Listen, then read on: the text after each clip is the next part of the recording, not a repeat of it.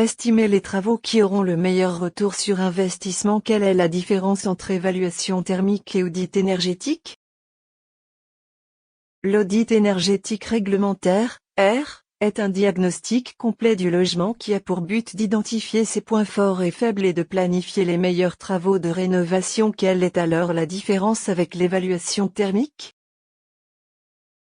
À vrai dire, il n'y en a pas vraiment. L'ANA, Agence nationale de l'habitat, emploie régulièrement le terme d'évaluation thermique pour désigner l'air dans les textes réglementaires, notamment ceux concernant les obligations de diagnostic pour les passoires thermiques. C'est le terme audit énergétique réglementaire qui est utilisé dans les deux cas. L'objectif et les conditions de réalisation de ces prestations sont les mêmes. L'audit énergétique et l'évaluation thermique doivent identifier et décrire à minima 3 scénarios de travaux pour améliorer l'étiquette énergétique d'un bâtiment. L'un d'eux doit permettre d'atteindre le niveau BBC et un second doit permettre d'obtenir 30% d'économie d'énergie. En revanche, pour obtenir l'aide à la rénovation thermique globale, il faut obtenir 35% d'économie d'énergie. Ces prestations ne peuvent être effectuées que par des professionnels habilités et certifiés. Vous pouvez consulter la liste de ces professionnels directement sur les sites gouvernementaux comme Boris Ademefr. L'audit énergétique et l'évaluation thermique permettent aussi d'effectuer un diagnostic et de connaître l'étiquette énergétique des bâtiments,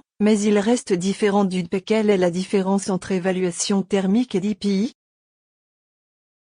Le diagnostic de performance énergétique est une photographie ou un état des lieux énergétiques d'un logement à un instant T. Il est obligatoire en cas de vente ou location pour informer le futur occupant de la performance énergétique et anticiper les consommations prochainement. Il permettra également de savoir si l'audit énergétique réglementaire est obligatoire pour la vente. Il peut comporter quelques travaux d'optimisation, mais il reste moins poussé que l'audit énergétique réglementaire. La visite de la maison ou de l'appartement est beaucoup plus succincte et les conseils limités.